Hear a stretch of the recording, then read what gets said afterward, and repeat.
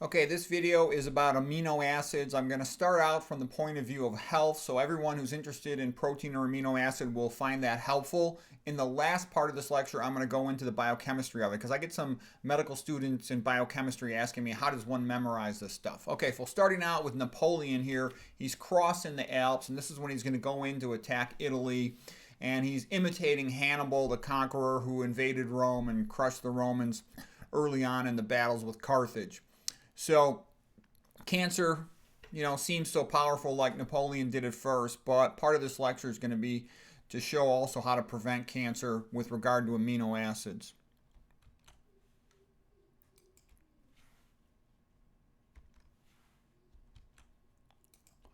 Once you understand how to starve cancer of the amino acids it wants, you can kind of do like what the Russians did to Napoleon.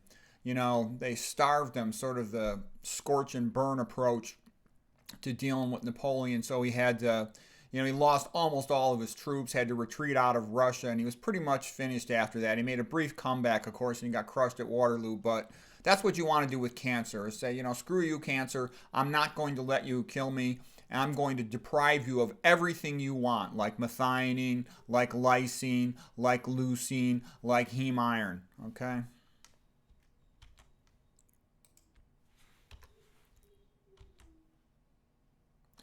All right, so now this slide here is going to be very important for anybody who wants to know about nutrition, preventing cancer, and being healthy.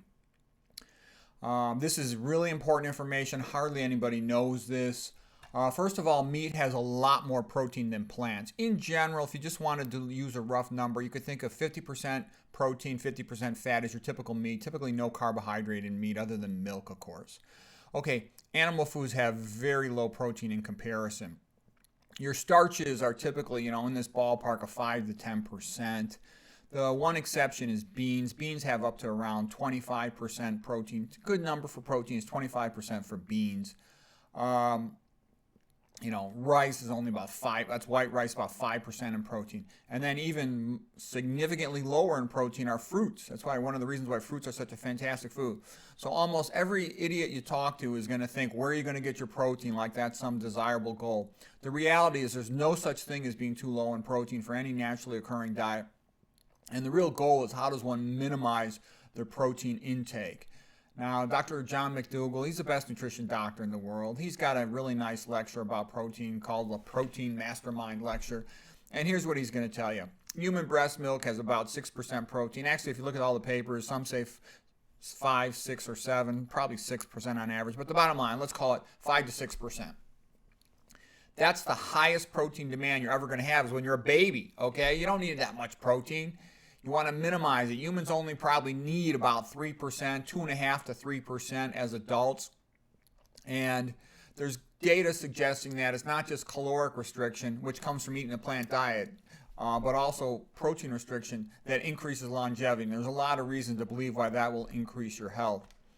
In general, meat eaters tend to get 17 to 60% of their calories from protein. Now that's a wide gap. The 60% is more like if you're eating the Atkins diet or paleo low carb diet, which are very going to be very high in protein. If you're just eating a standard American diet, maybe around 25%, but you're getting way too much protein. I don't care which variation of that you are. You're getting too much protein and too much fat.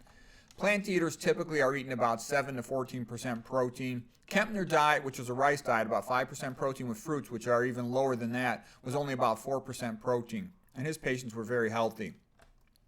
High protein diets are associated with a lot of problems. They elevate postprandial cortisol, about 25%, which you don't want. A lot of bad things happen with elevated cortisol. It's like elevating your stress level. Increases insulin resistance and whatnot, amongst other negative things. The vegan diet is the best path to lowering your dietary protein. The protein amounts in plant foods, like I said, the beans are high in about 25%. And I do eat beans every day, but I try to limit the quantity. If I had cancer, I would maybe quit eating beans. There's a reason why beans are not so bad. And Dan Buettner with the Blue Zones, he suggests that all of them eat beans, and it's one of the healthiest foods in the world. And I actually do think beans are quite good. But we'll talk about the problem with beans, and the beans have a saving grace as well. Then grains are kind of next. They have an intermediate amount of protein. corn and oats are then less and less, and then potatoes much less. White rice a little bit less, and sweet potatoes the lowest. And this is why also sweet potatoes has sometimes been described as the healthiest food in the world. I actually think potatoes, rice, and sweet potatoes are the three best foods in the world, and rice has really sort of dropped a notch because of all the concerns about arsenic. We talk about that in a separate lecture. Okay, I say amino acids are like Irish females. Okay, why am I saying that?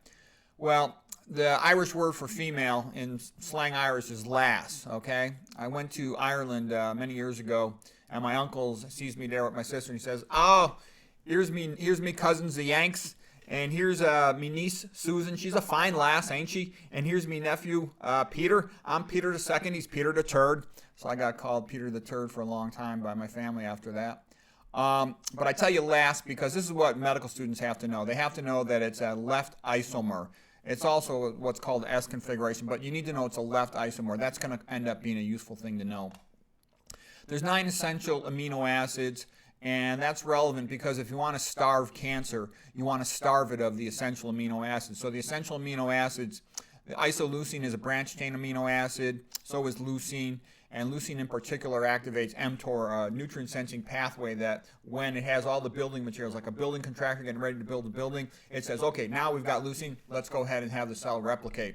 So if you're a 20-year-old bodybuilder doing curls for the girls, you want perhaps more branched chain amino acids. If you're over 40 and you're afraid of getting cancer or dying of cancer, you don't want branched chain amino acids, okay? And they're a lot more common in meat, much more common in meat. So that's another reason there to avoid meat and some of these processed foods. In addition, meat will have a lot more methionine. Methionine is a sulfur-containing amino acid, relatively unique structure. It's involved in the methyl cycles related to producing new DNA. So it's a requirement. It's an essential amino acid, meaning that your bodies can't make it on their own, and it's a requirement for cancer growth. So you want to minimize your methionine intake, which is another reason to avoid meat. This is what I'm talking about, the Russian scorched earth policy, which they used to defeat Napoleon, and they also used that to defeat Hitler in World War II. So that's like page number 1 of any military strategy book is don't attack Russia, okay? Because you'll starve to death. It's so big and it's a shithole. Why do you want that place anyways? So anyways, let's see what else is next. They talk about, animal proteins being a higher quality protein because they're more complete, having a larger amounts of all the essential amino acids. You know what? And that's really a stupid, useless concept because the highest quality protein would be cannibalism, okay? Do you think that's a good idea? No, it's not. Okay, it's not healthy and it's not ethically a good idea too. And this is also where you get into this question of, we talked about this in separate lectures, science and atheism. Basically, if humans are created in the image of God and we're partly a divine creature, it's disgusting, amoral thought for cannibalism. But if we're just a talking primate, chimps will eat another chimp, cows are fed cows, then what does it matter? So you have to ask yourself, what is your ethical, moral foundation? I believe in God and I believe we're created in the image of God. Okay, so anyways, plant proteins are usually not complete except for soy. Soy is almost complete. That's another reason why I don't like soy. I know you got all this advertising, peer pressure. You're supposed to say you like soy. I don't think it's a healthy food. And that's I got a whole other lectures on that. Quinoa is near complete. But it's not that bad. Quinoa is not so bad, but just so you're aware of it. Okay, animal protein, a lot more BCAA, branched chain amino acids, especially leucine activating mTOR, increasing cancer risk. We talked about methionine. Okay, so here's the saving grace of beans. Beans are relatively low in methionine, also in cysteine, another sulfur-containing amino acid. So even though beans have a lot of protein, they're low in methionine and cysteine. If I had cancer, I would probably minimize my intake of beans too.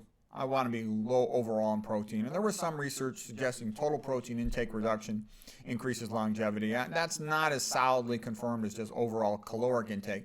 As soon as you eat a starch-based diet, you're lowering your total calorie intake. Meat also elevates insulin-like growth factor associated with increased cancer. Increased animal protein intake elevates your blood cholesterol. I think it just puts the body into a hyper-anabolic phase. A herbivore, like humans have the physiology primarily of a herbivore, basically the only time it eats animal protein is when it's in a baby, drinking milk to speed up growth. Okay, lysine. Beans are kind of high in lysine, which is not that great of a thing. All these other grain-like things, for example, and these other starches, potatoes, sweet potatoes, are very low in lysine, which is good. rice, potatoes, sweet potatoes are pretty much low in everything, which is good.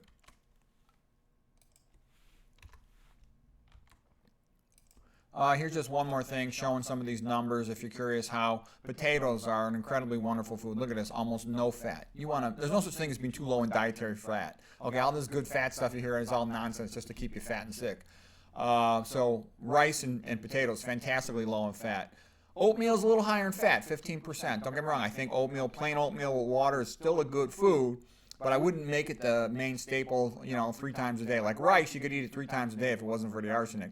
Soy, look at soy. It's got 37% fat, a lot of estrogen, lots of protein. The other beans got a lot of protein as well. Look at the apples just as an example of fruit. Only 1% of calories from protein. Now that's good. Okay, I got to change the slide here. Okay, we're almost done here.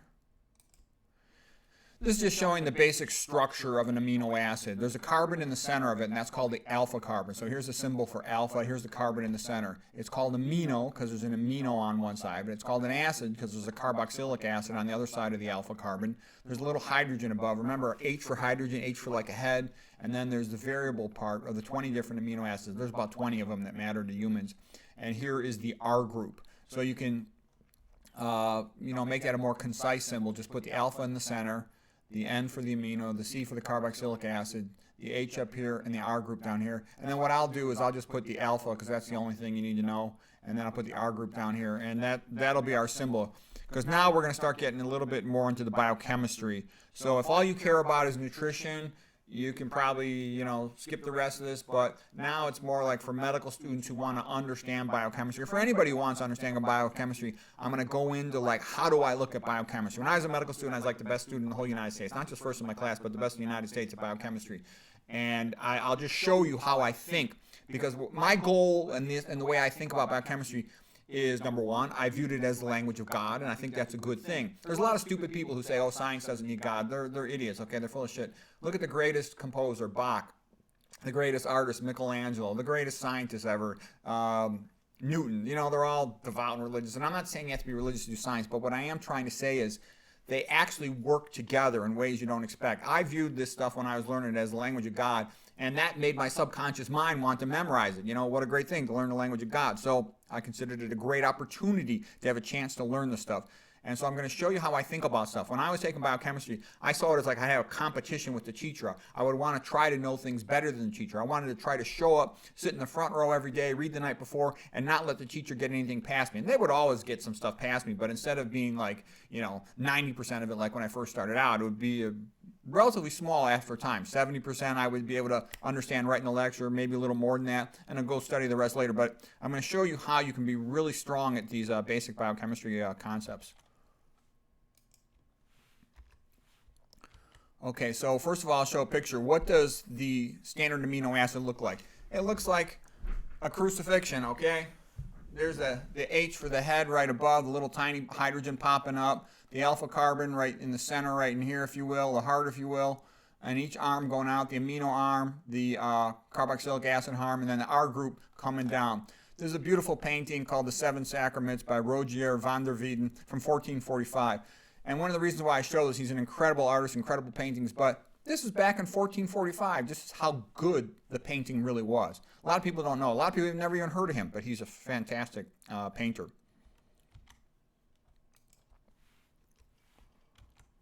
Okay, now I'm going to show you another one of the secrets for understanding biochemistry based on this painting. And the concept is, what you want to do with biochemistry is learn structures as they relate to what you have to know. Sometimes you don't need structures. For amino acids, I think it's in your best interest if you're a biochemistry student to have a basic understanding of the structures, because if you're just trying to memorize categories of amino acids, it can be very difficult. And what I'd always do with biochemistry, I'd put out three or four textbooks, and I would sit there and I'd look at the pictures, and I'd say to myself, what is the irreducible minimum? What is the irreducible minimum from which all the rest can be derived? And I'll look. So let's just look at this painting here. This is called Descent from the Cross, also by Rogier van der Weyden from 1435. And you look at it and you're like, okay, Descent from the Cross, I've heard of this theme before, kind of boring, kind of depressing. Why would anybody want to look at this? Well, You can see the emotions, of course, that's interesting. But what's unique about this particular version of this painting is, notice the position of Jesus Christo in his arms. Notice the position of his mother Mary. They both echo each other, okay? Notice how it's almost as if with his arms turned this way, sideways, if you will, he looks like a bow, and as if they're pulling it back to pull back a bow and arrow. Okay, so what's the point? This painting was made, you know, based on sponsorship from the Archers Guild at that time. The different professional guilds would sponsor paintings for art contests. So this is the Archers Guild. So you can see he's shaped like a bow and arrow, as is she, and her with the most intense grief being the mother, you know, echoes his body position and is, you know, passing out because she's fainting. But anyways, this idea of components of mimicking structure, like chemical structure, is super useful for memorizing a lot of complex things in biochemistry, as we'll see on the next slide.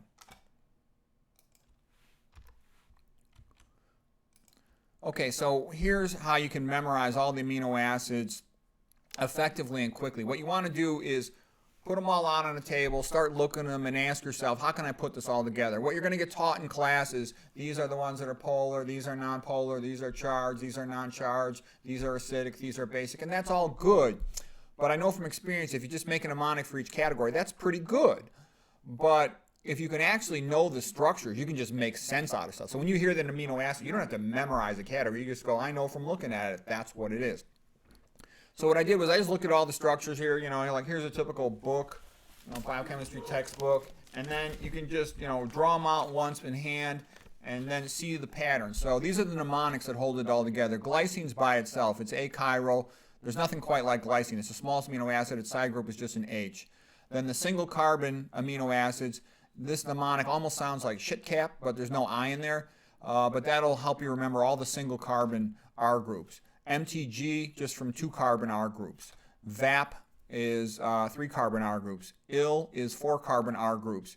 And I can, you know, you can make a joke out of it. With glycine, shit cap, you can have a meeting and vaporize the illness, all right? And that little mnemonic, as silly as it sounds, that gives you all the amino acids. So here's how it works. Here's a glycine. R group is just an H. You can know other things about it. Glycine having a small R group fits well into active sites of enzymes, so you can fit the substrate molecule and know better. That's basically what an enzyme does, is it gets the substrates to be close together and lowers the energy of activation so the process of reaction can proceed. The glyphosate in Roundup, the active ingredient, that is thought, according to Stephanie Seneff in particular, to mimic the structure of glycine such that it can potentially, she believes, get into proteins and thus damage the protein function. And here's another mnemonic. Gly can fly because it's so small. So anyways, that's glycine. You have to know glycine. It's also a neurotransmitter. And now we're going to do the single carbon amino acid. Alanine just has a single carbon right here. A single carbon. That's it. That's its R group. Just, you know, a methyl group. A single carbon. All right, and then you can, right off alanine, you can build all these other ones. They're all in black ink. The way I worked it was the glycine's in blue ink. The single carbon stuff is in black ink. The 2 carbon R groups are in red ink. The 3 carbon R groups are in green ink. The 4 carbon R groups are in purple ink. And then I put yellow highlighter around the basic mnemonics and around these individual amino acids. I know the dog's barking. I'm almost done here. And these concepts from here on out are really simple. So serine, you just throw a hydroxyl group onto the carbon, 1 carbon. Histidine, you just put an imidazol group onto the 1 carbon. Tryptophan, you put just an indole group onto the single carbon. And you make serotonin from that, 5-hydroxytryptophan, okay? Cysteine, you just put a thiol group on there, SH, on the single carbon. Aspartate, you just throw a carboxylic acid on there. Aspartate's also an excitatory neurotransmitter. It's very much similar to glutamate. I consider it like baby glutamate, and that's the one that's thought to potentially have an excitotoxin effect from aspartame, the sweetener. It's another good reason to avoid it. I wouldn't ever eat anything with aspartame in it, you know. Typical stupid, because I see, you know, young stupid people, adolescents, 20-somethings, they think they know everything and they don't know anything, and they'll be, you know, chewing this aspartame gum, drinking this diet soda pop, you know, and you try talking to them and they just look at you like, oh, what do you know, old person? And, you know, it's amazing. They've got that sense of immortality, but they're totally ignorant. Okay, asparagine, it's a carboxyamide, just meaning instead of a carboxylic acid, you have an amino group in there instead of an OH group, okay? Phenylalanine, it should really be called alanine phenyl, because like alanine, just has a single carbon and then a phenyl group on there. You just add on a hydroxyl group, and now you got tyrosine. You know, if you add another hydroxyl group on there, you'd have a catechol, like in the catecholamines, for example. And you can go down this other pathway of making dopamine, for example. All right, well, anyways, now in the double carbon group for methionine, you got 2 carbons, and then you have the sulfur ester there.